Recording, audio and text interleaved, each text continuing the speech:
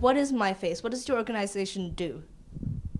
We provide medical, dental, and psychosocial care to the cranio-facial community. So that could be anyone from someone having a cleft lip and palate to something more severe like Treacher-Collins syndrome, which is what Augie has in the book Wonder. We also do treat patients who have become disfigured because of an accident or a burn or something like that. So. I'm at Matai Center School. So we're a school that primarily gives the therapy and education to children that would not be able to attend their regular school. They would miss too much of their schooling because of their therapeutic needs. So they come to us for as long as they need us, perhaps to receive speech and language therapy, communication devices to help them communicate, physiotherapy, occupational therapy, and a lot of the time too, it's because if they're in a wheelchair, wheelchairs need to be maintained. If they wear braces or wear helmets, all of that, the measurements and the orders are done through our school and our services. So they're really getting all of their needs met while they attend our school. What do you think about how Augie and his family are portrayed? I think because I myself was born with a cleft lip and hearing loss on both sides, and we're hearing it on this side and other anomalies, for me this book was the first book I ever read that I think really portrayed what it is like to be a child with a craniofacial condition and the different issues. I like the way the perspective is taken from the child's perspective and from the family's perspective. And I think that probably they have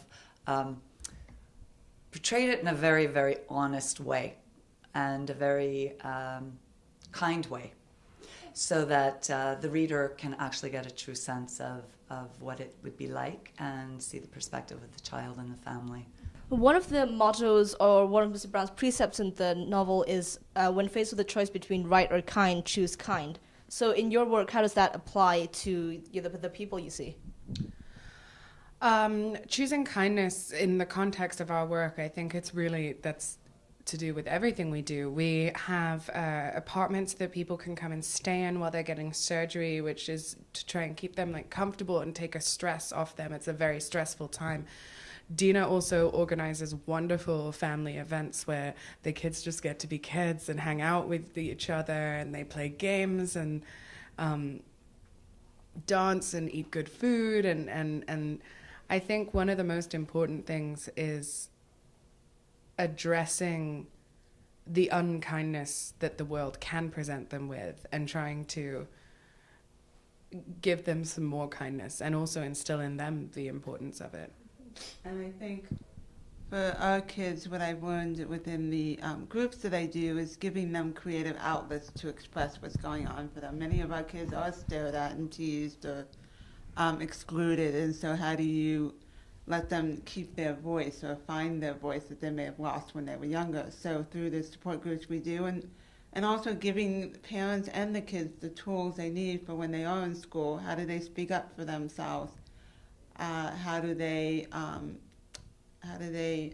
make friends or put themselves out there in ways, and helping them to find creative outlets so that they have a way of expressing for themselves what's going on, whether it's through art, music, sports, any of those things. So we really teach to the child, not to the diagnosis. We want to teach each child as an individual and acknowledge where they are in their development, both physically, emotionally, and educationally. And we treat them pretty much the way any teacher would teach any students in any school. Within my class, because they're grade 2, I speak to them on the level of sports teams and working together as a team and winning and losing together as a team, so that I use some analogies that perhaps they can relate to and that they can sort of get on board with as far as cooperating and participating together. So again, I try to acknowledge them as children and students first.